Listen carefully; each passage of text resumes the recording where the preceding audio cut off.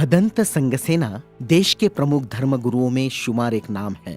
भदंत संगसेना ने Mahabodhi international meditation centre के माध्यम से लाखों लोगों की जिंदगी में बदलाव लाया है। शुरू में भारतीय सेना में वो एक फौजी के तौर पर शामिल हुए। उन्होंने अपने जिंदगी का अहम वक्त सेना में बिताया। कारगिल, लद्दाख जैसे इलाकों में उन्होंने अपनी सेवाएं प्रदान की, लेकिन उनके मन में बचपन से ही बुद्ध धम्म के प्रति गहरी आसक्ति थी। कुछ समय सेना में बिताने के बाद उन्होंने बेंगलोर के महाबोधि सेंटर में श्रमणेर दीक्षा प्राप्त की। कुछ वर्षों बाद उन्होंने उपसंपदा भी प्राप्त की। अपने गुरु के मार्गदर्शन में उन्होंने बेंगलोर के बाद फिर से लेह लद्दाख का रुख किया और यहाँ 200 एकड़ जमीन पर उन्होंने महाबोधि इंटरनेशनल मेडिटेशन सेंटर की नींव रखी।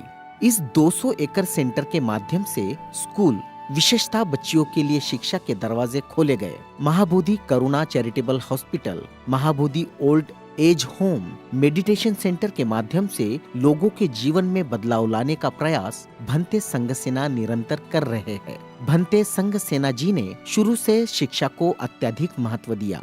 उनके द्वारा शिक्षा प्राप्त कई युवक युवतियां आज देश विदेश में स्थापित हो चुके हैं। लेह लद्दाख में साल में 8 महीने बर्फ जमा होता है, इसलिए यहाँ पेड़ पौधे नहीं होते। लेकिन भंते जी ने इस धारणा को बदल दिया और आज इस 200 एकड़ सेंटर में मानवीय विकास के साथ साथ निसर्ग का भी समतोल बना हुआ है। हरे भरे पेड़ बगीचे आपका मन मोह लेते हैं। भंते संगसेना जी लद्दाख के लोगों के लिए एक प्रेरणा के स्रोत है। संकट का कोई भी समय हो, चाहे वो नैसर्गिक आपत्ति या कोरोना, महाबोधि मेडिटेशन सेंटर के माध्यम से प्रभावित लोगों की हर संभव मदद की जाती है। भंते संगसेना के कारण लद्दाख में पहली बार राष्ट्र निर्माता डॉक्टर बाबा साहब अम्बेडकर का स्टेचू स्थापित हुआ। डॉक्टर हर्षदीप काम्बले IAS, इनके द्वारा इस स्टेचू को डोनेट किया गया था। भंते जी जल्द ही इस जगह डॉक्टर अंबेडकर कन्वेंशन सेंटर की स्थापना करने जा रहे हैं। भंते संगसेना जी देश विदेश में भ्रमण करते हैं और बुद्ध धम्म की शिक्षाओं से लोगों को अवगत कराते हैं। इसके साथ सभी धर्मों के धर्म गुरुओं के साथ वो वैश्विक शांति का संदेश भी देते हैं। आज के व्यू मेकर्स में भंते संगसेना जी से खास बातचीत।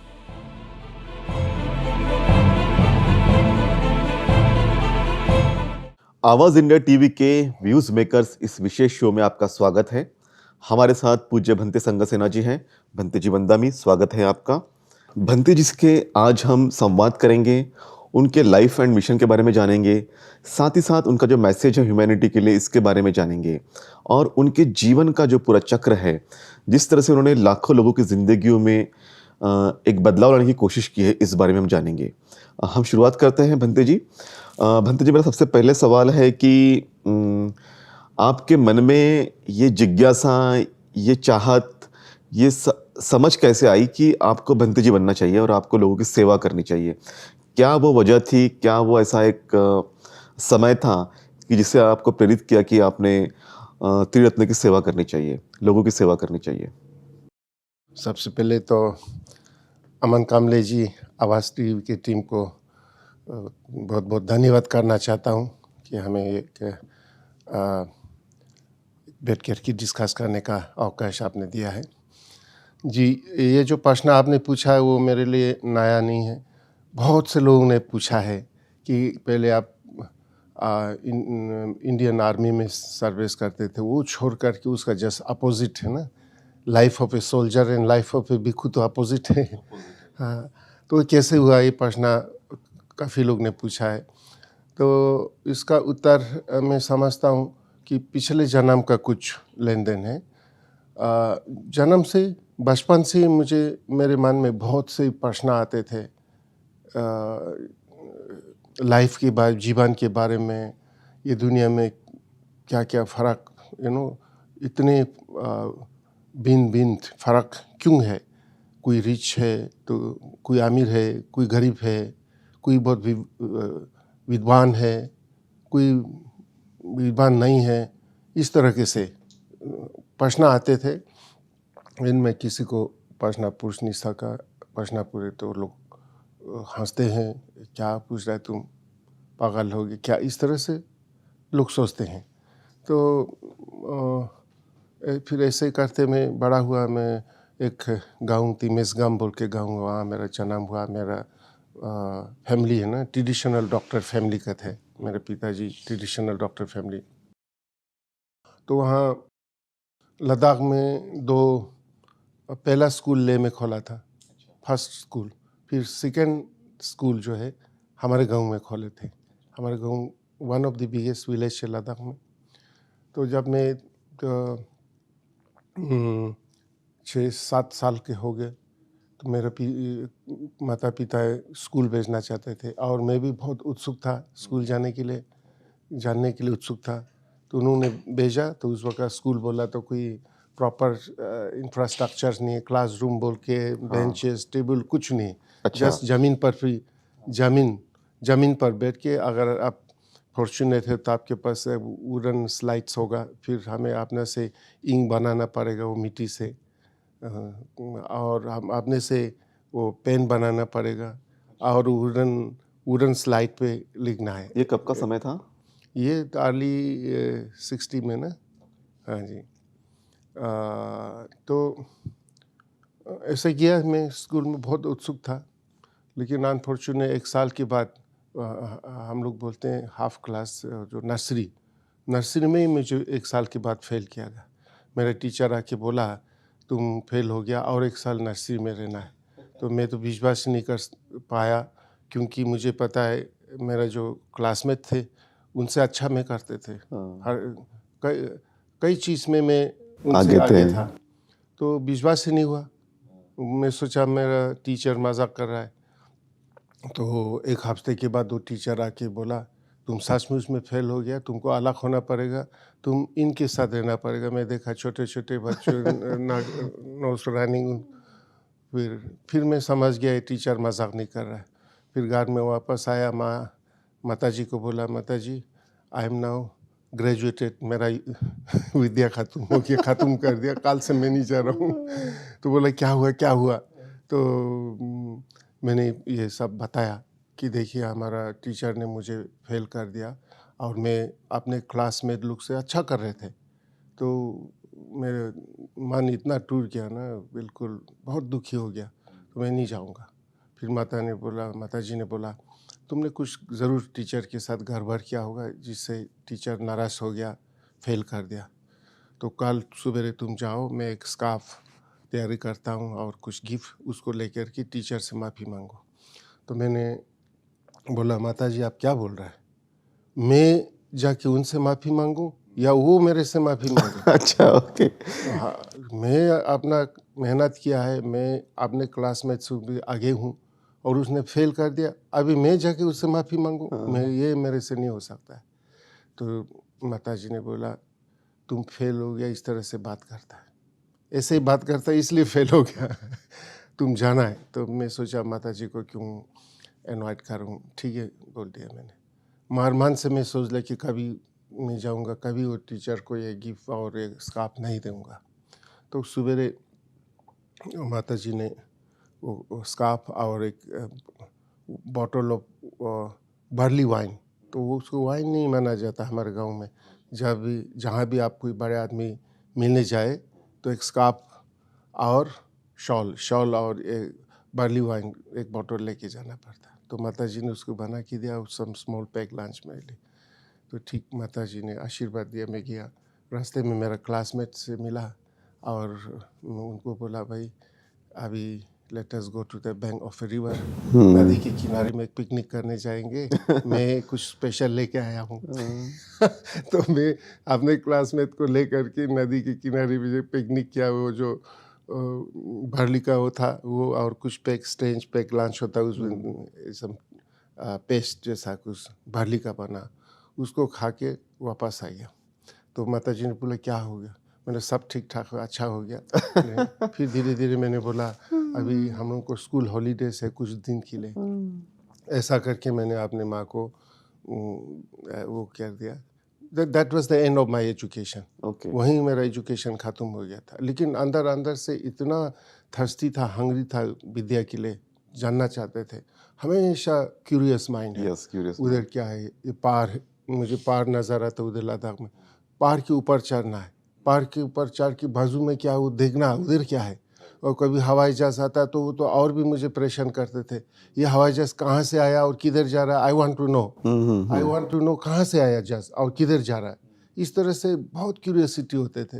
ऐसा करके मैं अपना पिताजी के साथ, पिताजी एक बिजनेस भी करते थे थोड़ा बहुत उस ज़माने का, उनको मदद किया। फिर at the age of 16 then I join Indian army.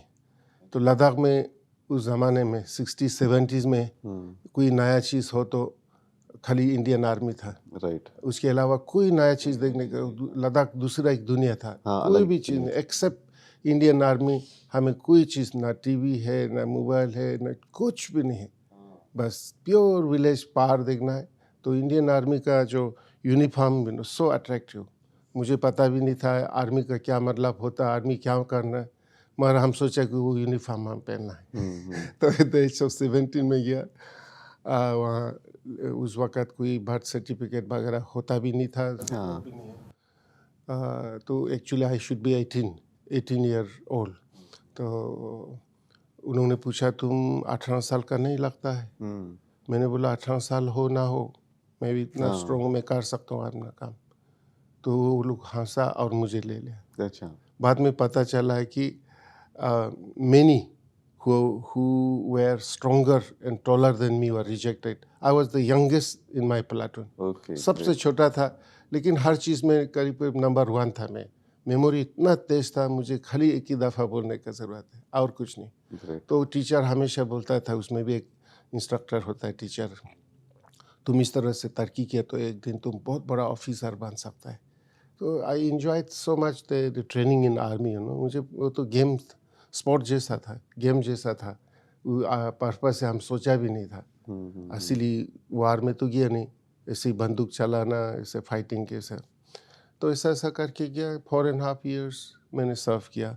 जो अभी कारगिल वार था वहाँ में था। अच्छा। अभी चुशुल में जो चाइना में टेंशन बिल्ट अप हुआ लास्ट ईयर, उधर में सबसे पहले तो मैं उधर सर्व किया है। After my training I was well acquainted वो सब एरिया का। ऊपर कारगिल वार में भी जहाँ वार हुआ ना, वहाँ भी था। तो फिर एट द एज ऑफ 21 हमारे गांव से एक लड़का गया हुआ था बेंगलोर महाबोधि सोसाइटी में, वो सामने बना हुआ था। वो मुझे देखने के लिए आया, मैं भी छुट्टी में थे। तो हम दोनों बैठ के बात किया। वो ही as a monk from the monastery, I am as a soldier from army. दोनों बैठ करके अपने लाइफस्टाइल को शेयर किया। ओके। तो आर्मी में भी मैं अपने आप को बहुत बड़ा रिलीजियस समझते थे। मैं कुछ पेपर बॉक्स कलेक्ट करके एक अल्टर बना करके बुद्धा का स्टैचू, दलाई लामा जी का फोटो रख करके सवेरे और शाम को कुछ अगरबत्ती मिला तो चला के नमस्कार करते थे। और मैं अपने आप को बहुत रिलीजियस समझते थे। ओके। बहुत विज्ञान, स्ट्रॉन्ग प्रैक्टिशनर ऑफ बुद्धिज्म समझते थे। और मेरे कलीग लोग मुझे मजाक भी करते थे, अरे तुम क्या कर रहा है, this is not a monastery, this is military camp and you are not a monk, you are a soldier, क्या कर रहा है, मजाक करते थे। तो जब हम दोनों बैठ के बात किया, वो मंक सामने रहा। बिहार में सवेरे उठ के क्या करते, सवेरे उठ के मंदिर जाते, पूजा करते, ध्यान करते, फिर मैत्री करते, कंपैशन, फिर दिन भर सेवा में लगा रहता है। हमारा गुरु एक एक्सेप्शनल था। तो उन्होंने हॉस्पिटल बनाए थे, आर्टिफिशियल लिम्स मैन्युफैक्चरिंग सेंटर बनाया था। दिन भर भगवान बुद्धा का धर्म को स्टडी करना, फिर सेवा में लगना, शाम सुबह मेडिटेशन करना। वाह! तो मैं अपने लाइफ को कंपेयर किया उनसे साथ। अच्छा। मैं आर्मी में ऐसा चीज़ होता नहीं। हाँ। कंपैशन बोल के नहीं, उसका खिलाफ होता है, जस्ट शूट करना सिखाता हुआ। वही सिखाता है। आर्मी में हम लोगों को डिफरेंट ये थे काफ़ी अपोजिट। आर्मी में हमको क्या दूसरों को कैसे मारना, ये सिखाता था। यहाँ बुद्ध विहार में दूसरों को कैसे बचाना, कंपैशन। बिल्कुल अपोजिट जैसा मुझे लगा। तो आर्मी में बंदूक कैसे चलाना है और बम गन्स कैसे चलाना है, और बम्स गन भी और बंदूक आपके हाथ में नहीं है, दुश्मन आपके सामने आ गया, फिर क्या करें, आपके पास समय भी नहीं जाके बंदूक लेने के लिए, फिर क्या करना है। हमको ट्रेनिंग दिया जाता था आपके मुंह, आपके फेस, आंखें जितना हॉरिबल बना सके बनाओ, घोस्ट जैसा, राइट। और इतना आवाज़ खराब निकालो हाँ। कि वो दुश्मन डर जाए। हाँ हाँ। इस तरह से असल में जो फेस है वो घोस्ट भूत प्रेत का जैसे ही बनाना है और चिल्लाना है। फिर वो सिखाता है तो गाला इधर से मारो, इधर में किक करो, उधर करो। उफ, that was terrible thing. But हम लोग तो एंजॉय किया वो ट्रेनिंग में। फिर मैंने सोचा बाप रे, हम अपने आप को भगवान बुद्धा का फॉलोअर मानते हैं, कहाँ कर हम तो यहाँ सुबह उठ कर के कोई मेडिटेशन नहीं, कोई प्रेयर नहीं, सुबह आंखें खोलते ही मंदिरों में बुद्धा को याद करता है, पूजा मेडिटेशन होता है। यहाँ सुबह आंखें खोलते ही मेरा बंदूक कहाँ है, ठीक है बंदूक को देखना पड़ा, बुद्धा नहीं, बंदूक ही मेरे बुद्धा जैसा आर्मी में। कभी कभी तो बॉर्डर एरिया में बंदूक के साथ सोना पड़ता है, कभी बॉर्डर में टेंशन हुआ ना, स्लीपिंग बैग में बंदूक लेके सोना है। तो मैं सोचा बाप रे, अपने आप को बुद्धिस्ट बोलते हैं, अपने आप को भगवान बुद्धा का चेला बोलते हैं। देखो तुम्हारा लाइफस्टाइल, तुम तो बस कैसे गन चलाना है, बंदूक चलाना है, कैसे दूसरों को मारना है। और देखो यहाँ लाइफ ऑफ ए मंक, सुबह उठ के मृत्यु ध्यान होता है, पूरा खाली मनुष्य के लिए नहीं, खाली अपने फैमिली का नहीं, खाली अपने देश का नहीं है, खाली बुद्धिज़्म का नहीं, पूरा दुनिया में जितने भी मनुष्य प्राणी है उनके लिए प्रार्थना करना, कंपैशन करना, करुणा करना। और मैं कहाँ फंसा हुआ है। मैं उनसे पूछा, मैं अभी भी कोई देर तो नहीं हुआ, is it possible for me to leave this and join your monastery, is it too late? I hope it's not too late. सब कोई लेट नहीं। जो धम्मा का गेट हमेशा खुला रहता है, उसमें एच फैक्टर वगैरह कुछ नहीं रहता है, जिसके अंदर श्रद्धा भक्ति है, तैयार है, उसके लिए खोला है।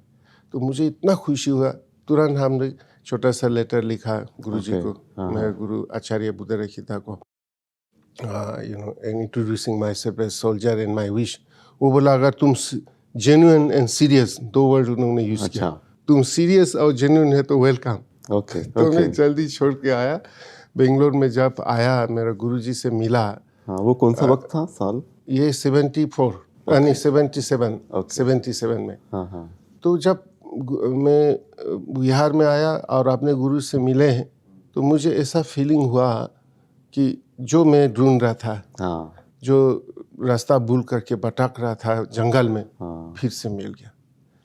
अपना इंडियन मूवी में मेनी इंडियन मूवी में ऐसा है कि बचपन में कुछ अपने बच्चे माता पिता से बिछड़ गया है, राइट, और कई साल लग गया, पता नहीं वो बेटा जिंदा है कि नहीं, माता पिता जिंदा है कि नहीं, पता नहीं। फिर आफ्टर 20-30 ईयर्स फिर कैसे मिल जाता है। जब वो मिलने से माँ बाप और बच्चों के मन में कितना खुशी होता है। मुझे ऐसा ही अनुभव हुआ, फीलिंग हुआ अपने गुरु से मिल करके, बिहार में पहुँच करके। तो इससे मुझे ये जाहिर होता है, ये फीलिंग होता है कि मैं पिछले जन्म में भी मैं भिक्षु था, और वही मैं ढूंढ रहा था बचपन से, लेकिन पता नहीं था। जब वहाँ पहुँचने के बाद पता चला कि जो the thread which I left in my previous life वो मिल गया है। तो बहुत खुशी हुआ, इतना खुशी हुआ, इतना खुशी हुआ यार। आपके लिए वो समय जो था वो टर्निंग पॉइंट था, और आप जब बेंगलोर गए, अपने गुरु से मिले, एंड देन आगे का वक्त फिर कैसे बीता? मीन्स आपने कितने समय तक ध्यान साधना की, कितने समय तक आपने प्रैक्टिस की, और किस तरह का वो डेली रूटीन था? किस तरह से आपके, जो आप एक सोल्जर लाइफ छोड़ के आप इस मंक्स की लाइफ में आए थे, तो क्या बदलाव थे? तो जब पहले मैं बेंगलोर आने से पहले तो मन में यही था कि मैं एक अच्छा गुरु मिले और उनके चरणों में बैठ कर के बुद्ध धर्म को ध्यान करे, प्रैक्टिस करे, और मैं अपने पूरा जीवन कोई या जंगल में या पहाड़ में एक योगी बन के जीना चाहते थे। पहले वही था। अच्छा। वो लद्दाख वापस जाके सब करने का नहीं था। ऐसा नहीं था। फिर जब मैं गुरुजी के साथ बैठ के करीब में 10 साल तक गुरुजी के साथ 10 साल तक आप बेंगलोर में रहे? कंटिन्यूसली। फिर गुरुजी से सीखा, भगवान बुद्ध का जो धम्मा हम सीखा, तो फुल ऑफ कंपैशन है। भगवान बुद्ध का teachings full of compassion for others. फिर मैंने ये आइडिया भी बताया गुरुजी को, अपने बड़ा बनते गुरुजी को, कि मेरा आइडिया शुरुआत में बोल दिया था कि मैं कुछ जंगल में या पहाड़ में तो उन्होंने बोला ये जो your idea to spend the rest of life as a yogi in a mountains और forest is not bad, but it is little selfish. तुम अभी जवान हो और तुम्हारे आदमी लोगों को ज़रूरत है कुछ करने का, सेवा करने का, अपने समाज को सेवा करने का, तुम करना चाहिए, अभी तुम जवान है। तो मुझे वो लगा, फिर मैंने सोचने लगा लद्दाख में, लद्दाख 70s में ना, 70s से पहले तो लद्दाख पूरा और एक दुनिया था, totally cut up from the rest of the world. लेकिन धीरे धीरे लद्दाख भी दुनिया के लिए ओपन हो रहा था। 70s 80s में लोग थोड़ा आना शुरू हो गया, तो हमारे लद्दाख के लोग भी कुछ चाहते थे, सभी लोग कि बच्चों के लिए स्कूल, हॉस्पिटल, सोशल एक्टिविटीज़, कुछ डेवलपमेंट का एक्टिविटीज़, वो लोग सब सोचते थे, लेकिन उनको एजुकेशन भी नहीं, एक्सपोजर भी नहीं है ना, कैसे करना। मन में सोच रहा है कि कुछ करे, बात कैसे करने के लिए तो आपको एक्सपोजर चाहिए, आपको कुछ एजुकेशन चाहिए। वो नहीं होने के कारण सब क्रॉस रोड में था। तो मैंने सोचा यस आई ओ समथिंग, मुझे अपने समाज को कुछ करना चाहिए। तब जाके करीब 10 साल बेंगलोर में ध्यान करके मैं लद्दाख वापस गया 1986 में, वहाँ एक छोटा से शुरू किया है। अच्छा, मेडिटेशन। लेकिन बीच में हमने ये भी समझा है, जाना है कि आप कुछ वक्त गोयंका गुरुजी के साथ में भी थे। उनके साथ में जो आपने समय बिताया वो किस तरह का वक्त था वो? हाँ, बहुत खुशी। वो तो मैंने आपने बताया ना, जब मैं उधर पहुंचा तो इतना खुशी हुआ। वैसे हम ब्रह्मचारी बन के कुछ ट्रेनिंग लेना पड़ता है। यूजुअली हमारा परंपरा होता है, कोई अगर भिक्षु बनना चाहे तो उसको विहार में हम लोग उपासक बोलेंगे या ब्रह्मचारी करके गृहस्थी के रूप में जो बेसिक रूल्स रेगुलेशन, मांग्स मनास्ट्री का जो बेसिक रूल रेगुलेशन सीखना पड़ता है। सेवा, खूब सेवा भी करना है और वो सब भी सीखना है, धम्मा भी सीखना है। तो मुझे पता नहीं था कि कितना साल मुझे ब्रह्मचारी के रूप में या उपासक गृहस्थी रूप में वहाँ रहना पड़ेंगे, जो सामने बांधने से पहले। तो हो सकता है 1-2 साल 3 साल भी लग सकता है। लेकिन जो मिलिट्री में मुझे ट्रेनिंग मिला है, discipline, this is something great, I always appreciate. जो आर्मी में जो डिसिप्लिन सिखाया जाता है वो कहीं भी नहीं है। उसके लिए तो मैं चाहता हूँ कि और सिविलियन सब भी 2-3 साल के लिए आर्मी में जाना चाहिए डिसिप्लिन सीखने के लिए। और मिलिट्री का जो आर्मी का डिसिप्लिन और बुद्धिस्ट मोनास्ट्री का discipline strict, very strict, similar है। ऐसे सुनने में आता है कि आर्मी लोग भी काफ़ी बुद्धिस्ट मोनास्ट्री से लिया है डिसिप्लिन वगैरह, ऐसा सुनने में आता है। तो मेरे गुरुजी मुझे ऑब्जर्व कर रहा था क्या है, तो कुछ 1-2 महीने के बाद मुझे बुलाया, तुम इतना साल रहने का ज़रूरत नहीं, तुम जाओ, तुम्हारा बाल काटो, मैं तेरे को सामने बना। मुझे तो विश्वास नहीं हुआ, इतना खुशी हुआ जाकर के आपने से बाल को काटा, इतना एक्साइटेड था, काट करके थोड़ा यहाँ काट भी हो गया, खून भी हो गया, एक्साइटेड, इतना खुशी हुआ। तो वो कैसे हुआ, जो डिसिप्लिन्स होता है ना आर्मी में, वो गुरुजी देख रहा था सब कैसे, ठीक है। तो ऐसे मैं जल्दी सामने बनने को अवकाश मिला, फिर गुरुजी का सेवा करने का मौका मिला, गुरुजी से सीखा। वहाँ बहुत एक्टिविटीज चलता था, तो I was being train in army, मुझे जवाबदारी भी ज़्यादा दिया गया था, बहुत रिस्पॉन्सिबिलिटी। वहाँ जो मेरे साथ था ज़्यादा से ज़्यादा यंग था सामने, तो हमको रिस्पॉन्सिबिलिटी भी दिया और स्टडी भी करना, मेडिटेशन सब सीखना, बहुत किया गुरुजी के साथ। देन बाद हमारा गुरुजी थोड़ा अमेरिका भी जाना पड़ा हेल्थ रीज़न के लिए, और भी जवाबदारी पड़ गया मेरे ऊपर। तो उसके बाद फिर करीब 10 साल के बाद मैं LA में जाके स्टार्ट किया, लेकिन पूरा बेंगलोर छोड़ा नहीं, बेंगलोर का भी जवाबदारी था। तो मैं अपने गुरुजी का वो था, चीफ डिसाइपल था, और उनका क्या बोलते हैं, उसका सक्सेसर जैसे भी था, उन्होंने सब बोल दिया था उन्होंने। मेरा गुरुजी बहुत स्ट्रिक्ट था, उनके साथ ज़्यादा रह ही नहीं सकता। I think I was the only one lucky who spend maximum time. Guruji बहुत स्ट्रिक्ट था, and to my surprise he was also in army before becoming monk, you know. That time British army का था, he was a mechanical engineer. हाँ हाँ हाँ। तो ऐसे ही बहुत बहुत ही सुंदर रूप से रहा। हॉस्पिटल विजिट करते थे और वो सोशल एक्टिविटीज़ भी करते थे, पब्लिकेशन का होते थे, फिर एजुकेशन प्रोग्राम्स वगैरह। मैं लद्दाख से भी बहुत बच्चे बेंगलोर में ले गया पढ़ाने के लिए। जी। फिर एक गोयनका गुरुजी के साथ में कैसा आपका ये आया? उनके साथ भी आपने कुछ वक्त बिताया था? हाँ, जी, जी। गोयनका तो आप सब जानते हैं, विपश्यना के बहुत विपश्यनाचार्य, प्रसिद्ध विपश्यना मेडिटेशन टीचर रहा है। तो वहाँ बेंगलोर में भी विपश्यना मेडिटेशन तो हार्ट ऑफ बुद्धिज़्म है। राइट। सब विहार में सिखाया जाता है। लेकिन जो गोयनका जी का जो 10 दिन सिस्टमेटिक इतना एक सुंदर 10 डेज़ का कोर्स रखा ना फिक्स, राइट। तो ऐसा कोर्स बहुत सुंदर से किया है गोयनका जी ने। तो ऐसा कोर्स दूसरे जगहों में होता नहीं। मेडिटेशन विपश्यना होता है नो डाउट, लेकिन उनका जो सिस्टम अच्छा था, उनका जो सीखने का तरीका वेरी इंस्पायरिंग था। और वो उन्होंने अपना एक टेक्निक आनापानासती या विपश्यना जो sweeping observing the body mind से समथिंग यूनिक था। तो मैं भी उनके साथ भी काफ़ी मेडिटेशन किया, 10 दिन का किया, 20 दिन किया गोयनका जी के साथ। फिर 9 दिन का सतिपट्ठना कोर्स होता है वो भी किया। एक 10 दिन का टीचर ट्रेनिंग कोर्स होता है वो भी किया। और मैं गोयनका जी के ट्रेडिशन में आचार्य भी रहा। वो लोग भिक्षु लोगों को असिस्टेंट टीचर नहीं बोलेंगे, आचार्य बोलते हैं। तो उनके तो पहला बार लद्दाख में विपश्यना मेडिटेशन हमने इंट्रोड्यूस किया।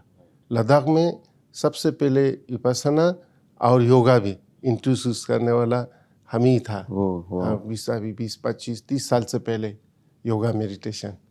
तो पहले तो योग में लोग इंटरेस्ट नहीं लेते थे, अभी तो सब योगा भी मेडिटेशन भी इंटरेस्ट नहीं थे। हमारे ट्रेडिशनल बुद्धिज्म में एक दूसरे अलग प्रकार का होते हैं। तो गोयनका के साथ मेरा अच्छा संबंध था, काफ़ी डिस्कशन हुआ। और मेरे गुरुजी और गोयनका के साथ भी, उनके साथ भी कुछ ऐसे गोयनका जी कंसल्ट करते थे। मेरा गुरुजी पाली का बहुत बड़ा स्कॉलर था, संस्कृत का स्कॉलर था, और उन्होंने बहुत किताबें लिखे। तो कभी कभी गोयनका जी भी उनको कंसल्ट करते थे कुछ किताब लिखने में। फिर आप वापस जब लद्दाख में आए और आपके मन में क्या आया कि किस तरह से शुरुआत करनी चाहिए? और जैसा कि सब लोग जानते हैं आपके बारे में कि आपने लद्दाख में लगभग 250 एकड़ की बैरल लैंड्स को एक जिसे कहते हैं कि आपने एक बहुत ही खूबसूरत बना दिया, बहुत ही ज़्यादा उसमें रंग बिखेरे हैं। जहाँ लोग मानते हैं कि लद्दाख में किसी तरह का प्लांटेशन नहीं हो सकता, किस तरह के पेड़ पौधे नहीं आ सकते, वहाँ पे आपने एक बहुत बड़ा हरियाली और खूबसूरत एक बगीचा बना दिया है ना।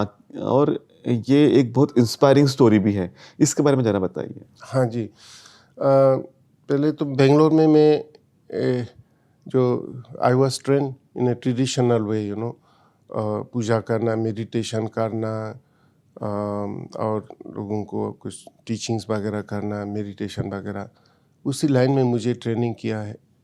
और जब मैं लद्दाख में वापस गया तो पहले मैंने एक मेडिटेशन सेंटर का रूप से खोला। मैं अपने कुछ मित्र थे, उनसे बोला कि हमें कुछ करना पड़ेगा। तो एक ग्रुप बनाया। तो ग्रुप बना करके उसका नाम हम सोचा कि वो लोग पूछे क्या नाम देंगे। मैंने बोला मेडिटेशन सेंटर। तो वो लोग उनको एग्री नहीं किया। अरे मेडिटेशन हम लोगों के लिए नहीं है, वो योगी लोगों के लिए है। वो तिब्बतन ट्रेडिशन में तो और भी एक आइडिया होता है 3 years 3 months 3 days का। अच्छा। तो वो हम लोग मेडिटेशन कैसे कर सके? हमने बोला नहीं, meditation is the heart of Buddhism. दुनिया में लाखों करोड़ों लोग जो गृहस्थी लोग है, स्टूडेंट्स है, सभी लोग बुद्धिस्ट नॉन बुद्धिस्ट सब में जो मेडिटेशन सीख करके अपने जीवन बदल रहा है, लद्दाख में बहुत ज़रूरी है। तो बड़ा मुश्किल के साथ मैं उनको कन्विंस कर पाया। फाइनली हमने वो किया, ये मेडिटेशन सेंटर का नाम से एक ग्रुप बनाया। तो मैं आनापानासती मेडिटेशन सिखाना शुरू किया। तो वो भी चैलेंजिंग था। वहाँ का जो सिस्टम अलग सा होते थे। वहाँ पाठ पूजा ज़्यादा होता है, राइट रिचुअल होता है। सिंपल बैठ करके आनापानासती वगैरह ठीक से नहीं होता था। वो चैलेंजिंग था मुझे उनको करना, बहुत चैलेंजिंग। फिर धीरे धीरे मैंने ये भी जाना कि यस मेडिटेशन हुआ, योगा हुआ या हाई फिलोसॉफिकल डिस्कशन थिंकिंग हुआ, राइट, वो ये सब जो है सबके लिए प्रायोरिटी नहीं, हाँ, सबके obviously, लिए ये है जिसके पास रोटी कपड़ा मकान हो, जो विद्या हो, एजुकेटेड लोग है, कोई right. डॉक्टर्स हुआ, इंजीनियर्स हुआ, बिजनेस हुआ, सब कुछ है, और उनको ये ज़रूरत है। अब जो दूर दूर इलाका गांव में रहने वाले बच्चों के लिए, गरीब घर के बच्चों के लिए, चाइना बॉर्डर, पाकिस्तान बॉर्डर में, उनके लिए ये आनापाना सती मेडिटेशन या विपස්සना या high philosophy, anicca, anatta, dukkha, nirvana was not priority. Not priority. उनके लिए प्रायोरिटी था कि कैसे वो लोग स्कूल जा सके, कुछ सीख सके और आगे जाकर के अपने पाँव पर कैसे खड़ा हो सके, दैट वाज प्रायोरिटी। बच्चों, गरीब बच्चों के लिए हॉस्टल प्रायोरिटी था, गरीब बच्चों के लिए स्कूल प्रायोरिटी था, गरीब बच्चों के लिए कुछ स्पॉन्सर सपोर्ट करने वाला प्रायोरिटी था, उनके पास कुछ नहीं था। फिर मुझे ये भी रियलाइज़ हुआ इसी माफिक बूढ़ा बूढ़ी लोगों के लिए जो घर नहीं है, होमलेस एल्डरली पीपल, डिस्ट्रीट्यूट है, उनके लिए प्रायोरिटी है एक घर, 4 दीवार के घर हो जिसमें जो ठंड से अपने को बचा सके, और तो बेसिक खाना बना हो, वो प्रायोरिटी था। और बीमारी लोगों के लिए टॉप प्रायोरिटी था डॉक्टर्स, दवाई, doctor, hospital, not the high philosophy of Buddha, yoga, meditation, वो नहीं थे। तो फिर मुझे रियलाइज़ हुआ भूखों के लिए सबसे बड़ा धर्म खाना, प्यासों के लिए सबसे बड़ा धर्म पानी, रोगों के लिए सबसे बड़ा धर्म, सबसे बड़ा बुद्धा डॉक्टर, दवाई और हॉस्पिटल, है ना जी। तो और गरीब बच्चों के लिए सबसे बड़ा धर्म एक हॉस्टल हो, स्कूल हो, वहाँ जाके विद्या पा सके, आगे जाकर के अपने पाँव में खड़ा हो सकते। ये मुझे रियलाइज़ हो गया। तब जाकर के हमने एक बड़ा जगह को देखना शुरू किया। भाई आगे जाके जो मेरा सोच विचार सफल हो ना हो पता नहीं, लेकिन सपना तो देखना शुरू करें। सपना, बिना सपना देखे कुछ होता नहीं है। Beginning of a great achievement, great achievement का शुरुआत है सपना। सपना ही नहीं देखा, आइडिया कंसीव नहीं करेंगे, कुछ नहीं होगा। तो मैं सपना देखा, मुझे पता भी था आगे जाके पता नहीं होगा, वो मेरा प्रॉब्लम नहीं। जो अभी मैं कर सकता हूँ वो सपना हम देख सकते हैं। सपना देखो, जगह ढूंढो, आगे जाके यहाँ बना सके नहीं बना सके वो मेरा काम नहीं। हम अपने पूरा कोशिश करना, बाकी छोड़ डालो बुद्धा के ऊपर। तो ऐसा करके जगह ढूंढा। उस दिनों में तो जगह तो हमने खाली 250 एकड़ लिया। हम चाहे तो 500 एकड़, 1000, 2000 एकड़ भी ले सकते थे। अच्छा। उस जमाने में उस वक्त ज़्यादा महंगाई नहीं थी। 80s में कोयले में डेवलपमेंट नहीं था, तो हमने सोचा 250 एकड़ भी टू मच है, क्या कर सकेंगे वहाँ। वो जगह लिया है। तो फिर फर्स्ट हमने बनाया वहाँ मेडिटेशन सेंटर और स्कूल हॉस्टल बनाया। और दूर दूर इलाके से मैं स्कूल भी, मैंने हॉस्टल भी प्रायोरिटी दिया गर्ल्स लोगों को। कल हम लोग का प्रोग्राम था वुमेन एम्पावरमेंट से ऑर्गेनाइज, तो मुझे अच्छा लगा कि अनफॉर्चुनेटली हमारे सोसाइटी में बच्ची और बच्चा का भी बहुत डिस्क्रिमिनेशन होता है, गर्ल्स एंड बॉयज़ का discrimination. This is totally unfair, unjust, unacceptable. कैसे हो सकता है ऐसा? तो जानवर लोग में भी नहीं कि कैसे हो सकता है। देखिए ना, गर्ल्स बॉय दोनों बच्चा है। वो मुझे अच्छा नहीं लगा। मैं सोचा कि गर्ल्स के लिए मैं एक हॉस्टल बनाऊं, गर्ल्स के लिए स्कूल बनाऊं। तो कुछ 25 गर्ल्स के लिए मैं शुरू किया, रिमोट विलेज से लाया जो घर। और ये बच्चे लोगों को इतना अच्छा हॉस्टल बनाया, स्कूल बनाया। अभी वो लोग ने सब, ये गर्ल्स लोग ने अपना गाँव में हिस्ट्री क्रिएट किया, right, by being first graduate and post graduate. अभी कोई डॉक्टर्स है, कोई इंजीनियर है, कोई बिजनेसमैन, कोई चिकागो में जाके घर खरीद करके बैठा है चिकागो में जी, कोई प्रिंसिपल है, कोई बिजनेस में है। सभी लोग ने करीब करीब हिस्ट्री बनाई गर्ल्स लोग ने। तो मुझे बहुत खुशी हुआ, गर्ल हॉस्टल बना। तो बाद में फिर बॉयज़ लोगों ने कंप्लेन किया, बोला now we are discriminated, boys are discriminated, सब फोकस गर्ल के ऊपर जा रहा है, हम लोग को डिस्क्रिमिनेट, इसलिए हमें बॉयज़ हॉस्टल भी स्टार्ट करना पड़ा। तो मैं बॉयज़ हॉस्टल भी किया, लेकिन बॉयज़ हो गर्ल्स हो, हमारा प्रायोरिटी जो गरीब घर के बच्चे Right. लोग और दूर दूर इलाके से दूर दराज के। जहाँ पर उनको स्कूल जाने का चांस नहीं, अपॉर्चुनिटी नहीं, जिस घर में कोई बच्चे स्कूल नहीं गया, जिस घर में कोई कमाई नहीं करते, ऐसे घर से बच्चे लोग सेलेक्ट किया. Now we are supporting more than 1000 students. Actually we have few branches school गाँव में भी है. तो ये एजुकेशन हमारा one of the top priority रहा. राइट. फिर उसने हमने हॉस्पिटल कुछ मेडिकल कैंप लगाना शुरू किया गाँव में. तो गाँव में पता चला कि यस बहुत से पेशेंट तो उधर ही कुछ दवाई दे के ठीक हो सकता है. फिर ऐसे पेशेंट भी मिला वो गाँव में उनको ये इलाज नहीं कर सकता है. They need to be admitted in proper hospital. तो एक हॉस्पिटल बनाना सपना देखा और बहुत अच्छा एक 50 बेडेड हॉस्पिटल भी बना हुआ है. हाँ. फिर वहाँ ओल्ड एज होम, खासकर ओल्ड एज होम लद्दाख बना में एक चाना बोरोर के में होता है नोमेडिक है ना, जिसको परमानेंट घर नहीं होता. यहाँ पर भी होते हैं ना, उसको क्या नाम बोलता है जो चलने वाले चलते रहते हैं इंडिया में भी. हाँ, तो उसी में भी तो उनका सबसे बड़ा समस्या बूढ़ा बूढ़ी लोगों के लिए बहुत तकलीफ. ठंडा आप इमेजिन कीजिए जहाँ टेम्परेचर विंटर में टेम्परेचर -30-40 तक जाएंगे. Right.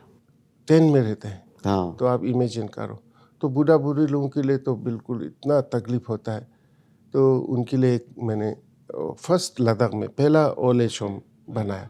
Now it is one of the most beautiful, not one of the most beautiful comfortable old age home है. तो वहाँ जितने भी बूढ़ा बूढ़ी लोग हैं जो देखभाल करने वाला नहीं है, तकलीफ में है, वो लोग सब आके इतना खुशी से कंफर्टेबल से रहते हैं. वहाँ डॉक्टर्स है, नर्स है, हॉस्पिस भी हमने बनाया उसके सामने. फिर उसके अलावा हमने first hostel and school for visually impaired children के लिए बनाया लद्दाख में. तो जिसको आंखें हैं उनको भी स्कूल जाने का, विद्या पाने का मौका नहीं मिलता है. तो जिसको आंखें ही नहीं है उसको स्कूल कैसे जाएंगे. जब मैंने पहले ये जो आइडिया लिया तो सब लोग हंसने लगा.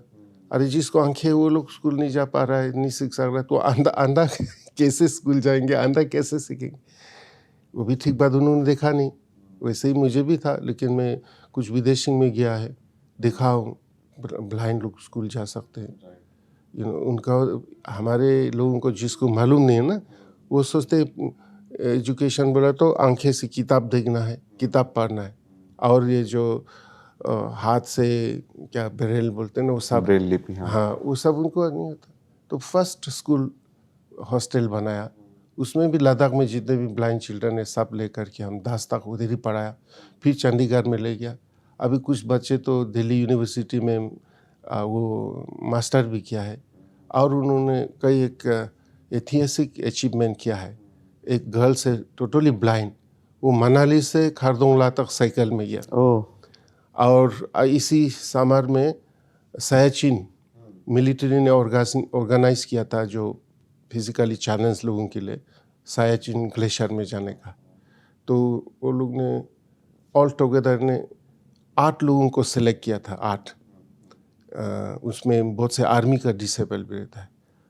8 में से 2 हमारे थे. 2 हमारे स्टूडेंट और एक गर्ल्स था उसमें ब्लाइंड. वो जा कर के और हिस्ट्री बनाया और रॉक क्लाइंब भी करते. अभी उसका सपना है कि माउंट एवरेस्ट में चढ़ने का. वाओ. इस तरह से ये भी बहुत बड़ा एक प्रोजेक्ट हुआ. फिर उसकी नानेरी मनास्ट्री लद्दाख में विहार का continue. Ladakh is the land of monks, monasteries and mountains. तो बहुत से मनास्ट्री, लेकिन वहाँ मंक्स लोगों के लिए नन्स का तो और भी ख़राब है. Unfortunately there has been very unfortunate discrimination. जो जितना मंक्स लोगों को इज़्ज़त है, सपोर्ट है, नन्स लोगों का नहीं. नन्स लोगों का कंडीशन बहुत ख़राब था लद्दाख में. हर बहुत से देश में except the Chinese and Korean tradition को छोड़ के भिक्षुनी ट्रेडिशन है ही नहीं है. हाँ. तो उनके लिए भी मैंने एक नानेरी बनाया, training and education young nuns जो नन्स बनना चाहते हैं. फिर मंक्स के लिए मनास्ट्री बनाया. जो मंक्स जो ट्रेडिशनल बुद्धिज़्म को तो पढ़ना है, मनास्ट्रिक ट्रेनिंग लेना, उसके साथ साथ आजकल के ज़माने में हमारे मंक्स भिक्षु लोग को भी थोड़ा विद्या होना चाहिए, दुनिया में क्या हो रहा है, जनरल नॉलेज. राइट. तो हम चाहते थे वो कम से कम हमारे मंक्स से ग्रेजुएट और पोस्ट ग्रेजुएट हो पढ़ के, राइट तब जाकर के फिर समाज को वो गाइड कर पाएंगे, धम्मा देश ना दे सकेंगे। नहीं तो आपको धम्मा जानने पर भी, हाँ धम्मा तो आपने सीखा होगा, आप प्रैक्टिशनर होगा, लेकिन जो समाज के लोगों का जो समस्या प्रॉब्लम क्या है उसके बारे में जानकारी नहीं हो तो आप हाई फिलोसफी बोलते रहेगा, यस है ना, कुछ हाई फिलोसफी बोलते रहेगा, उनको समझ में नहीं आता, वो नहीं होगा। धम्मा तो फार्मास्यूटिकल शॉप जैसा है, ओशन है, या तो सब नहीं दे सकता ना। नहीं जो लोगों को जरूरत है what expect of Dhamma is जरूरत, यस ऑडियंस को देख करके उसी एक्सपेक्ट को देना है।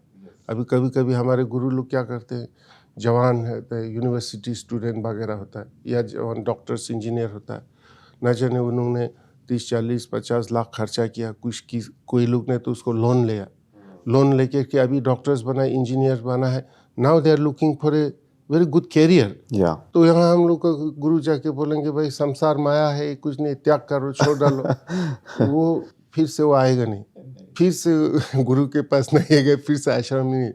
उन्हें तो एक नौकरी ढूंढना चाहता है, पैसा कमा करके लोन वापस करना हाँ है ना, तब उनको हम लोग ऐसा त्याग करो ऐसा नहीं बोलना। यूनिवर्सिटी स्टूडेंट सबको तुम भिक्षु बनो, नन्स बनो, त्याग करो, फिर आएगा नहीं कोई, कोई नहीं आएगा।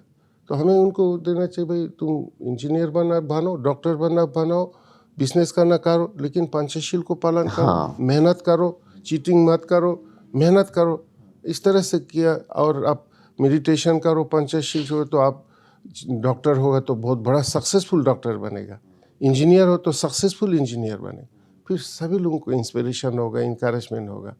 तो इस तरह से ट्रेडिशनल जो सिस्टम है, उस जो ट्रेनिंग लेता है यंग मंक्स नन को, सबको कम से कम आजकल का ज़माने में all the monks should be graduate और पोस्ट ग्रेजुएट, हो सके तो पीएचडी, जैसे रामाकृष्ण मिशन में है। रामाकृष्ण मिशन इंडिया में एक सक्सेसफुल मिशन है, स्वामी विवेकानंद ने किया।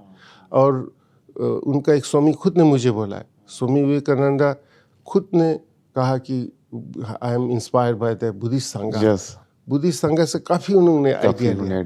तो वहाँ पर अभी ग्रेजुएट से नीचे लेता ही नहीं। अच्छा, मिनिमम आप ग्रेजुएशन लेना है या मास्टर होना है, पीएचडी तो ठीक, और बहुत सख्त ट्रेनिंग होता है।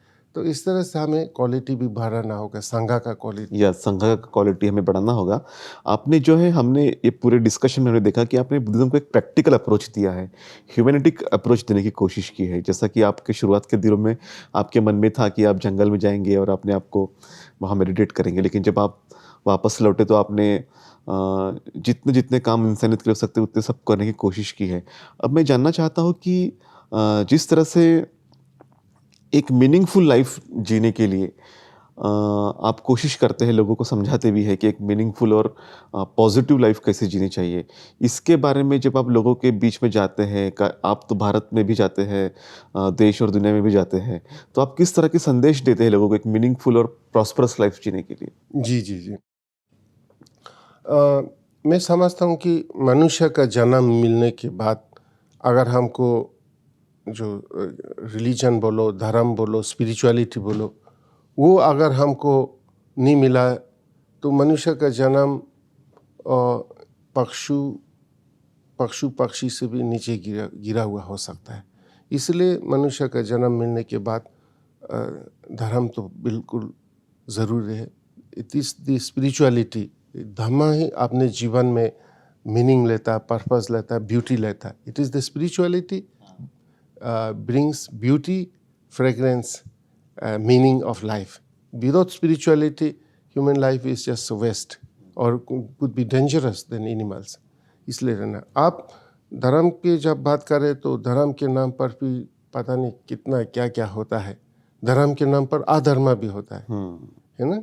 तो बहुत से ऐसी चीज़ होता है, और हमें ऐसा एक धर्म चाहिए जो ह्यूमनिस्टिक हो। ह्यूमनिस्टिक बोला तो जो सब मनुष्य लोग समझ सके।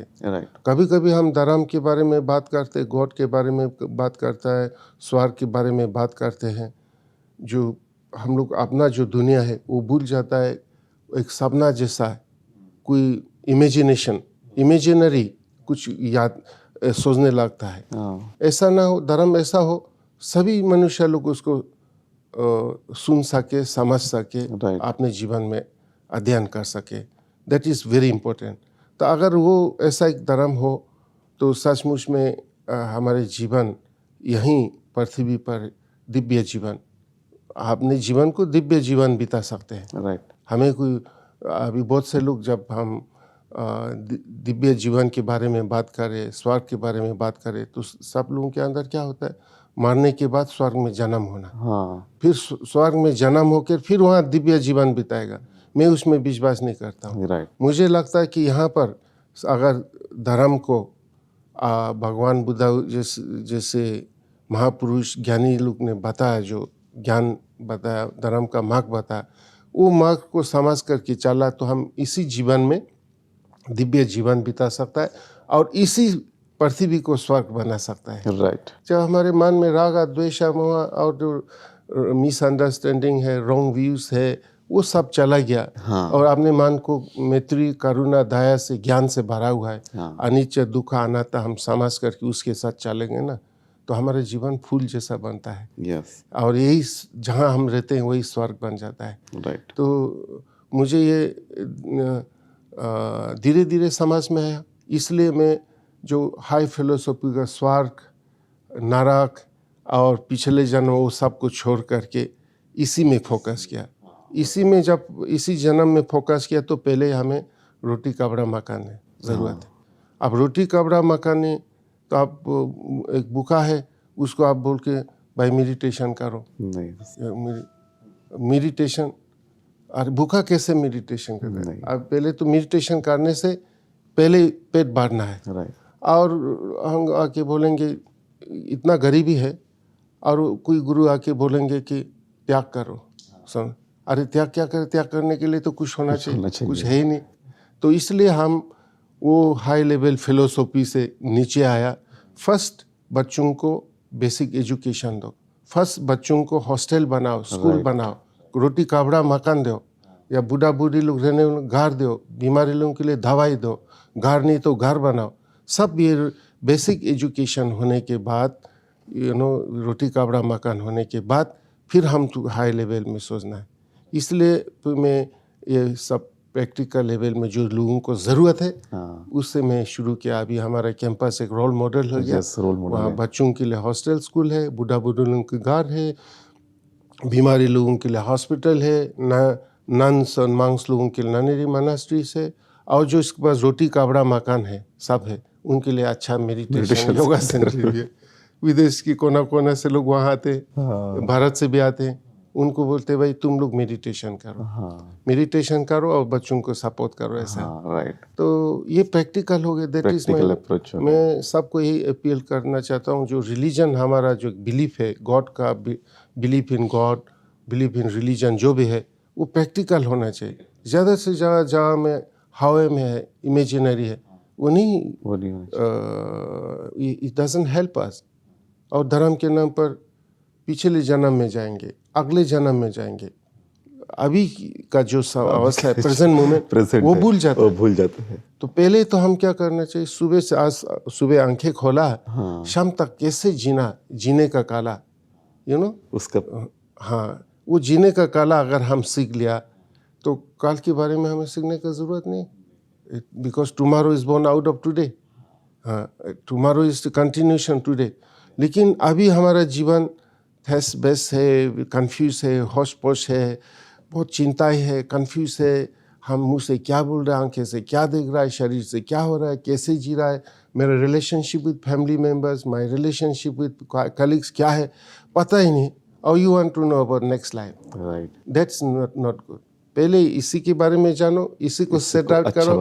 आपने प्रेजेंट मोमेंट वातावरण में है ना, ये प्रेजेंट मोमेंट का जीवन को ठीक कीजिए ना, बाकी आपने आप ठीक हो जाएगा। एक बात और भी थी कि जिस तरह से ट्रेडिशनल बुद्धिज़्म और जो न्यूली कन्वर्ट हुए हैं बुद्धिज़्म डॉक्टर बाबा साहब अम्बेडकर के कारण भारत में फिर से बुद्धिज़्म रिवाइव हुआ है, और हम देखते हैं कि ऐसे कई मंक्स जो ट्रेडिशनली अभी भी है, अरुणाचल हो, लद्दाख हो, या फिर सिक्किम हो, या और कई भारत के अलग अलग प्रांतों में, तो मैं हमेशा देखता हूँ कि आप भारत के अलग-अलग प्रांतों में जाते हैं, चाहे गुजरात में हो, महाराष्ट्र हो, पंजाब हो, राजस्थान हो, यूपी हो, दिल्ली हो, और आप दोनों के बीच में एक पुल बनने का काम करते हैं, दोनों के बीच में एक संवाद, समन्वय स्थापित करने का काम करते हैं। तो जो डॉक्टर बाबा साहब अम्बेडकर को मानने वाले जो लोग हैं, उनको भी आप समझते हैं और जो ट्रेडिशनल बुद्धिज़्म है उसको भी आप समझते हैं, दोनों के बीच में एक संवाद स्थापित करने का प्रयास करते हैं। तो ये आपके मन में किस तरह से आया कि इस तरह से दोनों जो परंपराएँ हैं उनको इकट्ठा लाना चाहिए? जी, जी, जी। आप सब जानते हैं कि बुद्धिज़्म बुद्धा धर्म एक अभी one of the world religion है। लार्जेस्ट 3-4 बड़े-बड़े धर्म रिलीजन है, उनमें से एक है। और इन जो लोग बुद्धिज़्म में अभी पहले से भी ज़्यादा इंटरेस्ट ले रहा है, चाहे बुद्धिस्ट हो, नॉन बुद्धिस्ट, सभी लोग ले रहे हैं। ये जो भारत धर्म बुद्धिज़्म जन्म कहाँ हुआ? भारत में हुआ। और जब भगवान बुद्ध आए, उन्होंने धर्मादेशना शुरू किया, तो घर घर में एक नया धर्म का रूप, जो मैं बोल रहा था, एक प्रैक्टिकल ग्रुप है ना, जो आइडिया से सब इमेजिनेशन को छोड़ करके एक प्रैक्टिकल रिलीजन जो सब लोग समझ सके, ऐसा एक सुंदर धर्म दिया था। इसको known as middle path, right. है ना, मिडिल का पाथ का मध्यम प्रतिपदा। वो भारत के घर घर में, कोना कोना में फैल गया था, घर घर में फैल गया था, जिसके कारण सब हमारे भारत की सोसाइटी में एक संबंध, क्या बोलता है, इक्वालिटी आए थे। नहीं तो अभी भी अनफॉर्चुनेटली कास्ट के नाम पर, जाति भेद के नाम पर, लैंग्वेज के नाम पर पूरा डिवाइड होके है, बंटा हुआ है। जब हमारा सोसाइटी इस तरह से डिवाइड हो तो कैसे हम प्रॉस्पेरिटी कर सकते हैं, तरक्की नहीं कर सकता है, शांति सुख नहीं आ सकता है। तो ये सब कास बास मिटा करके एक सुंदर देश बन गया था। तो सुनने में आता है, क्या बोलता है, चिड़िया, सोने की चिड़िया कहते थे। गोल्डन पीरियड था। बुद्धा धर्म हमारे देश के कोने कोने में फैल गया था, लेकिन धीरे धीरे unfortunately it decline and disappear. लेकिन फॉर्चुनेटली दूसरे देश में हमारे पड़ोसी लोग, श्रीलंका, बर्मा, थाईलैंड, तिब्बत, उन्होंने बहुत श्रद्धा भक्ति से उनको ग्रहण करके बचा के रखा है। तो जब ये सुंदर बुद्धा धर्म भारत से लुप्त हो गया, फिर से हमारे देश में फुई हुई जातिवाद और डिवीज़न, कास्ट सिस्टम आए हैं, और फिर से हम नीचे गिर गया, गरीबी हो गया, गरीब जैसा हो गया। तो fortunately doctor Baba Saheb, Bodhisattva Bharat Ratna doctor Baba Saheb ने बहुत अध्ययन किया। पूरा दुनिया में बड़े बड़े धर्म, बड़े बड़े रिलीजन जितने हैं, सब स्टडी करके उन्होंने बुद्धिज़्म को सोचा है कि प्रैक्टिकल है। Practical, again I must use this word, practical humanistic, क्योंकि बिल्कुल हवा में इमेजिनेशन आइडिया, इतना स्वर्ग है, इतना नरक है। अब भाई होने दो, इतना स्वर्ग नरक हमसे क्या लेना है, हमें तो इधर ये जीवन ठीक करना है, पहले इधर ही ठीक करना है। इधर में सत्य है, हम है यहाँ, हमें शांति चाहिए, हमें सुख चाहिए, हमें प्रॉस्पेरिटी चाहिए, वो हमें चाहिए। तो ये सुंदर धर्म उन्होंने समझा और अपने बुद्धिज़्म को उन्होंने दीक्षा लिया और अपने लोगों को बुद्ध धर्म जो मिडिल पाथ ग्रहण करो बोला। तब से फिर भारत में बुद्ध धर्म का अभी शुरू हो गया, फैलना शुरू हो गया। मुझे याद है, आज से 30-35 साल पहले मैं ट्रैवलिंग करता था, बाप रे, कोई एक भिक्षु देखने को नहीं मिलता था, एक विहार देखने को नहीं मिलता था, एक बुद्धिस्ट फ्लैग देखने को नहीं मिलता था, कोई बुद्धिस्ट किताब भी देखने को नहीं मिलता था। आज हमें इतना खुशी हो गया, मैं महाराष्ट्र वगैरह हर जगह जहाँ भी जाओ कुछ विहार है, और बड़े बड़े कॉन्फ्रेंस होता है और भांति लोग भी आए हैं, तो बहुत अच्छा है। इससे क्या होगा, the restoration of Buddhism in India means restoration of the lost glory of India. Right. फिर से वो जो सोने का चिड़िया period, golden period of India फिर से आएगा, अगर बुद्ध धर्म घर घर में फैल गया था। क्योंकि बुद्ध धर्म सबको एक समान में ट्रीट करते हैं, सब मिल करके, है ना। जब हम लोग सब मिल करके, सबको रेस्पेक्ट ना हो, सम्मान, वो रिस्पेक्ट ना हो ना, फिर देश कैसे बढ़ेगा। अगर हम लोग खुद बांटा हुआ है, डिवाइडेड है, तो देश नहीं बढ़ेगा। नहीं बढ़ेगा। तो देश को बढ़ने के लिए चाहे इकोनॉमिक हो चाहे स्पिरिचुअल हो, सब मिल के करने से वो होगा। तो बाबा साहेब ने जो इनिशिएट करके लाखों लाखों के हिसाब से लोग बुद्धिज़्म में आ रहे हैं भारत में, तो ये ट्रेडिशनल बुद्धिस्ट लोगों का कर्तव्य है, ड्यूटी है। आज मैं महाराष्ट्र में जाके या कहीं भी जा कर के थोड़ा उनको कुछ मॉरल इनकरेजमेंट, इंस्पिरेशन दे, तो मैं कोई उनको एहसान नहीं कर रहा हूँ, मैं अपना ड्यूटी कर रहा हूँ। Right. It's my born duty to do what I can. वो लोग जो लाखों का हिसाब से बुद्धिज़्म में आ रहा है, तो इसलिए मैं बौद्ध देशों में जब जाते हूँ तो बौद्ध देश के लोगों को मैं बोलता हूँ, भाई आप लोग अपने आप को बुद्धिस्ट समझते हो, you are proud to have Buddhist teachings, Buddhism, लेकिन ये आया कहाँ से? भारत से आया। Bharat, India is one of the biggest country in the world with the second largest, मे भी फास्ट बनेंगे कुछ साल के बाद। तो वो कहाँ से? भारत से आया। तो मैं फिर बाबा साहब के बारे में बोलता हूँ। बाबा साहब के बारे में ताइवान का टीवी में मैंने टॉक दिया, थाईलैंड में भी दिया, बाबा साहब के नाम पर। फिर मैं बोलता हूँ, आप लोगों को पता है अगर बाबा साहब क्रिश्चियन बन जाता है तो क्रिश्चियन का कंट्री लोग अमेरिका, यूरोप से कितना सपोर्ट आया होगा, कैन नॉट इमेजिन। यस। अगर बाबा साहब मुस्लिम बन जाता है तो अराबियन कंट्री से कितना सपोर्ट आया होगा, क्या नहीं इमेजिन। वो नहीं, लेकिन बाबा साहब ने मुस्लिम नहीं बना, क्रिश्चियन, बुद्धिस्ट बना। तो बुद्धिस्ट कंट्री आप लोग ने क्या किया? आप लोग क्या किया? राइट। तो मैं उनको जगाता हूँ मैं, तो वो उनका ऐसा नहीं कि नहीं करना चाहते, लेकिन लैंग्वेज अलग का, culture society not so well organize like Christians और Muslim, not so well organize connected नहीं। लेकिन वो लोग सब सहायता करना चाहते हैं, इसलिए अभी हम लोग को अपना इंडिया में मिल के करना होगा उनके साथ। ये मेरा एक one of my important task रहा है कि ट्रेडिशनल बुद्धिस्ट और न्यू बुद्धिस्ट एक्सचेंज प्रोग्राम करना, मिलना है, मिल के करना है। हमारे जो भारत में न्यू बुद्धिस्ट आ रहा है, they should visit all Buddhist countries. जो बुद्धिस्ट कंट्री से लोग आता है, खाली बुद्धगया में जाके माथा टेक के नहीं जाना है, कि they must visit the Buddhist community, support the Buddhist community. Right.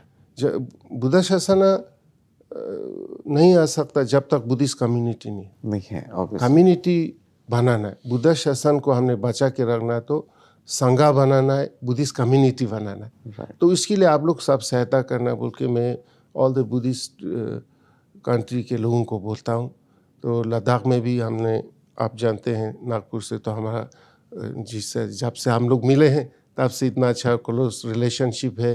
तो नागपुर से भी, महाराष्ट्र भी लद्दाख में आते हैं, और जब जब भी हमें मौका मिलता है मैं भी नागपुर महाराष्ट्र में आते रहता हूँ। तो इससे एक अच्छा बनेंगे। हम चाहेंगे कि जो न्यू बुद्धिस्ट है ना, उनको न्यू बुद्धिस्ट का नाम से ना जाने, बुद्धिस्ट जस्ट बुद्धिस्ट, और अम्बेडकराइज बुद्धिस्ट भी ना बोले। और कभी कभी तो दलित बुद्धिस्ट बोलता है, वो बिल्कुल गलत है। बुद्धिस्ट जस्ट बुद्धिस्ट है ना, वो बुद्धिस्ट अम्बेडकराइज, बाबा साहेब तो बुद्धिस्ट आत्मा जैसा है, उनको रेस्पेक्ट करना है। लेकिन क्या होगा, अम्बेडकराइज बुद्धिस्ट बोला, दलित बुद्धिस्ट बोला, तो फिर विद इन बुद्धिज्म में एक फिर अलग बात बनेगा। वो नहीं बनना है, बुद्धिस्ट बनना है। ये मेरा क्या बोलते हैं प्रयास, एफर्ट रहा है। जितना दिन मेरे अंदर जन है, लाइफ है, फिर हम वो करेंगे, साथ में मिल के करेंगे। लद्दाख में आप जानते हैं, आप अमन कामले जी के द्वारा, डॉक्टर हर्षदीप कामले द्वारा वहाँ बाबा साहेब का भी एक मूर्ति लगाया, स्टैचू लगाया। और हमारा सपना है वहाँ एक बाबा साहेब मेमोरियल, एक सुंदर पार्क बने, उनकी जीवन के बारे में एक म्यूज़ियम बने, लाइब्रेरी बने, ताकि जो दुनिया का कोना कोना से लोग वहाँ आते हैं, उनको भी बाबा साहेब कौन था, उनके जीवन और उनके मैसेज भी लेके जा सके। ये भी सपना में समझता हूँ धीरे धीरे हो जाएंगे। और ये हम लोग सब मिल के करना बहुत ही ज़रूरी है। हम लोग जो है भारत के बुद्धिज़्म को रिवाइव करते समय जैसा आपने कहा कि अलग अलग टर्म्स यूज़ नहीं करने बुद्धिज़्म के, कॉमन बुद्धिस्ट हो, सभी लोग बुद्धिस्ट ही बने, इसी तरह से हमें काम करते रहना है। भंते जी, अब हम इस इंटरव्यू के एक आखिरी पड़ाव में हैं, आखिरी पायदान में हैं। काफ़ी लोगों को ये दिक्कत होती है कि वो अपने आप को कॉन्संट्रेट नहीं कर पाते, मन को कॉन्संट्रेट नहीं कर पाते, काफ़ी लोग काफ़ी उलझे हुए होते हैं, काफ़ी उनमें निराशा भी होती है और पंचशील का पालन भी नहीं समझ, पंचशील क्या है ये भी नहीं समझ पाते, तो काफ़ी उलझन में भी होते हैं। तो ये आज के इस इंटरव्यू के माध्यम से एक अंतिम संदेश हम आपसे जानना चाहेंगे कि लोगों ने किस तरह से अपने जीवन को उन्नत बनाने के लिए, पंचशील हो या फिर एट फोल्ड पाथ हो या फिर 10 पारमिता हो, तो काफ़ी आगे की बात है, लेकिन इसको कैसे फॉलो करना चाहिए डे टू डे लाइफ में और अपने जीवन को कैसे उन्नत बनाना चाहिए? जी जी जी, बिल्कुल आपने ये प्रश्न बहुत ही महत्वपूर्ण पूछा है। इस दुनिया में सभी लोग अपने जीवन में सफलता चाहते हैं, सभी लोग सुरक्षा चाहते हैं, हेल्दी स्वास्थ्य चाहते हैं और सभी लोग खुशी से रहना चाहता है। तो उसका सबका एक कंडीशन होता है। अगर एक बगीचा में आपने एक सुंदर फूल उगाना है तो उसका मिट्टी ठीक होना चाहिए, उसमें पानी डालना चाहिए, खाद डालना चाहिए, कुछ कंडीशन फुलफिल करना पड़ता है। वो कंडीशन फुलफिल किया तो अच्छा फूल आएंगे, कंडीशन नहीं हो तो फूल नहीं आएंगे। इसी माफिक अगर हम अपने जीवन को एक सुंदर जीवन बनाना है और सुखी जीवन बनाना है, स्वस्थ जीवन बनाना है, तो पहले तो त्रिशरण पंचशील से शुरू होता है। भगवान बुद्धा का जो धर्म का फाउंडेशन है ना, जो शुरुआत फाउंडेशन त्रिशरण पंचशील से होता है।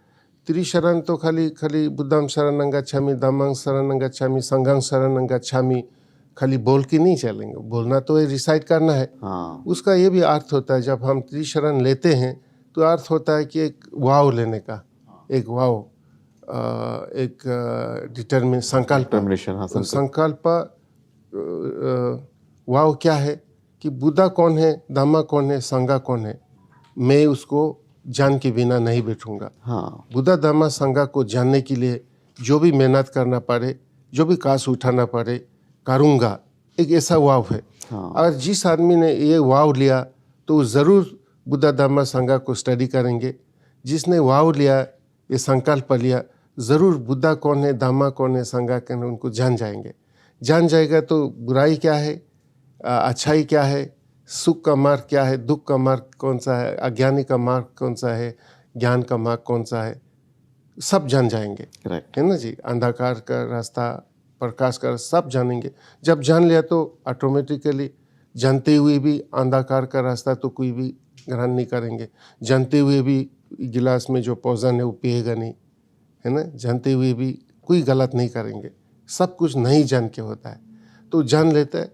इसलिए जो जिस लोगों ने त्रिशरण को ठीक से लिया, उसका तो निर्वाण, जो हाइस्ट क्या बोलता है, इनलाइटनमेंट बोलो, निर्वाण बोलो, वो बिल्कुल निश्चित है जिन्होंने ठीक से लिया। लेकिन ज़्यादा से ज़्यादा खाली बुद्धं शरणं गच्छामि बोलेंगे, उसके ऊपर सोच विचार नहीं करते, उसका मतलब नहीं समझते। इसी माफिक पंचशील भी हम रिसाइट तो करता है। जब तक जो आदमी पंचशील पालन नहीं करेगा, वो अपने जीवन में सुख शांति का वो भूल जाना चाहिए। राइट, यू नो, यहाँ से हम जैसे पंचशील का पहला है किसी का हत्या नहीं करना। किसी को हत्या करो, किसी को नुकसान करो, तकलीफ दो, तो कैसे हमको शांति आएगा। सो पंचशील अगर हम लोग त्रिशरण को ठीक से जान के लिया, पंचशील को हम ठीक से लिया, तो हम समझ लो कि बुद्ध धर्म का करीब 30-40% समझ गया है। आगे जाने में बहुत इजी होगा।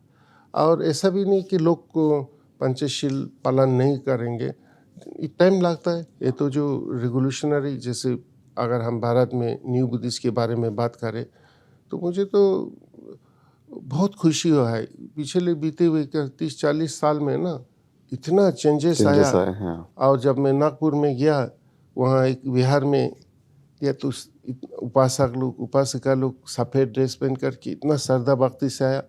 Wow, I some high, very high quality Buddhism. Traditional Buddhism में नहीं होता ऐसा, I was very much inspired. And traditional और न्यू बुद्धिस्ट में फ़र्क क्या है? I want to admire new Buddhist. जो न्यू लोग बुद्धिज़्म में आता है ना, वो अंडरस्टैंडिंग से आता है। हाँ, अंडरस्टैंडिंग से समझ करके, बुद्ध धर्म को समझ करके। ट्रेडिशनल में क्या है? समझने की कोशिश नहीं करता, जन्म से जो है जन्म से मैं बुद्धिस्ट हूँ बोलते हैं। हाँ। आप बुद्धिस्ट, जन्म से तो कोई बुद्धिस्ट होता नहीं। जो थोड़ा सोच विचार करे, ढूंढे, कंपेयर करे, कौन सा धर्म अच्छा है, ये है, ये सोच करके क्या ना, that is more valuable. Yes, more valuable. तो भारत में अभी बहुत कुछ करने का बाकी है, लेकिन जो बाबा साहेब ने शुरू किया है और जैसे चल रहा है, मुझे तो देख के बहुत आनंद आता है, बहुत खुशी होता है। ऑफकोर्स हमें बहुत कुछ करने का है। अभी मैं बोल रहा था ना जी, ये सेंचुरी बुद्धिस्ट सेंचुरी, बुद्धिस्ट इरा है। और कौन सा बुद्धिस्ट? इंडियन बुद्धिस्ट इरा है। हाँ, आप समझ लीजिए, जब अभी जो बिजनेस वर्ल्ड, दुनिया में जो बिजनेस करते हैं ना, they are focus is on India, China, right. because India, China is upcoming, you know, यहाँ इतने आदमी लोग रहता है, बड़ा देश है और मार्केटिंग बहुत है, बिजनेस का स्कोप बहुत है, तो they are looking at India and China. और जो स्पिरिचुअल लोग करते हैं बुद्धिज़्म का, वो पूरा इंडिया के ऊपर देख रहा है, राइट। क्योंकि India is a birth place of Buddhism. और इंडिया में इतना हमारा पॉपुलेशन है और इंडिया में ज़रूरत है। अभी जो ट्रेडिशनल बुद्धिस्ट कंट्री में है, वहाँ तो जो डेवलप करना सब कुछ हो चुका है। उनको तो जितना विहार चाहिए उससे ज़्यादा भी है, जितना स्तूपा चाहिए उससे ज़्यादा है मांग से। आप इंडिया में तो पूरा बुद्धिस्ट कंट्री सब मदद करेंगे, फोकस करेंगे। फिर से इंडिया, क्या डॉक्टर बाबा साहब ने बोला ना, प्रबुद्ध देश, प्रबुद्ध भारत बनेंगे। फिर से इंडिया फिर दुनिया के लिए एग्जाम्पल बन जाएंगे, जैसे अशोक के टाइम पर हुआ। जो रिस्टोरेशन ऑफ बुद्धिज़्म ना, राइट। मैं सभी लोगों को बोलता है, जो बुद्धिस्ट हो या दूसरा जो नॉन बुद्धिस्ट है, उनको बोलता है restoration of Buddhism is restoration of the lost glory of India. Right. इस सब के लिए अच्छा हो। हाँ। सब भारत ने अगर दुनिया को कुछ दिया तो क्या दिया जी? भगवान बुद्ध का संदेश। The greatest gift India has given to the world is the message of Buddha, the scientific, the rational, the humanistic, the practical, spiritual teachings. Buddha was the greatest scientist, spiritual scientist, ना? Yes. तो फिर से भारत में बुद्ध धर्म आने के बाद एक दुनिया के लिए एक एग्जाम्पल बनेगा, spiritually, materially, in all aspect. Yes. तो दुनिया के लिए एक एग्जाम्पल सेट हो सकता है। भंते जी से आज हमने जाना कि बुद्धिज़्म का प्रैक्टिकल अप्रोच होना चाहिए, केवल पूजा पाठ या फिर मेडिटेशन नहीं, तो आपको लोगों के लिए काम करना है, उनकी भलाई के लिए काम करना है, इंसानियत के लिए काम करना है। और भंते जी ने ये भी कहा कि आने वाला जो समय है वो बुद्धिस्ट एरा होगा। विशेषतः भारत जो है ये फिर से सोने की चिड़िया बन सकता है, पवित्र भारत बन सकता है। और आपको अपनी उलझनों को सुलझाना है तो पंचशील के पाथ को फॉलो करना है, और सब कुछ यही है। आपको स्वर्ग नरक की कल्पना नहीं करना है, अपने जीवन को, आप जिस जीवन में हैं उस जीवन को उन्नत बनाने की कोशिश करनी है। तो डेफिनेटली जो है आने वाला वक्त जो है आपका होगा, आने वाला समय जो है आपका होगा, आने वाली जनरेशन जो है उसके लिए आप कुछ अच्छा कर सकते हैं। तो भंते जी आज हमारे बीच में आए, आपने हमें बहुत सारा वक्त दिया, बहुत सारी बातें बताई जो मुझे लगता है कि काफ़ी लोगों के लिए इंस्पायरिंग होगी। और भंते जी की स्टोरी भी काफ़ी इंस्पायरिंग है कि आज भी लाखों लोगों के लिए वो एक रोल मॉडल है, उनका जो सेंटर है एक रोल मॉडल है। इसी तरह से जो है आप सब लोग, हम सब लोग मिलकर कुछ अच्छा काम करें बुद्धिज़्म को आगे बढ़ाने के लिए। उसके जो मैसेज है बुद्धिज़्म का, लव एंड कंपैशन का, पीस का, उसे हम लोग लोगों तक पहुँचाएँ। इसी उम्मीद के साथ आपसे विदा लेते हैं। भंते जी आप हमारे साथ में आए, उसके लिए आपका बहुत बहुत आभार, धन्यवाद। Thank you so much.